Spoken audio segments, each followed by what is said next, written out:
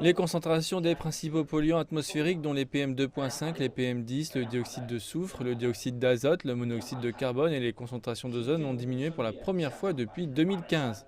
Outre cette baisse, la pollution à l'ozone continue d'augmenter dans certaines régions prioritaires.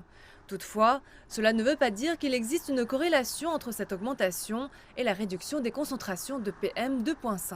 Ce sont les industries centralisées qui contribuent à l'augmentation des concentrations d'ozone dans certaines régions ainsi qu'à l'augmentation des températures et les concentrations d'ozone dans d'autres pays du monde. Ce n'est pas à cause des fluctuations des PM2.5. La qualité de l'air s'est améliorée et la concentration moyenne de PM2.5 a diminué d'année en année par rapport à 2015.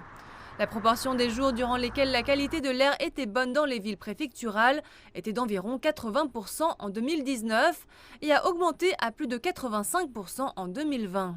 Mais la pollution lourde demeure une préoccupation majeure pour de nombreux Chinois. Comment la Chine envisage-t-elle de gagner cette guerre au cours des 5 prochaines années ? Sur la base des résultats obtenus à travers les structures industrielles, économes, en énergie, nous allons renforcer nos compétences technologiques pour améliorer le niveau de prévision de la pollution atmosphérique. Nous demandons aux entreprises locales de suivre ces lignes directrices au cours du 14e plan quinquennal.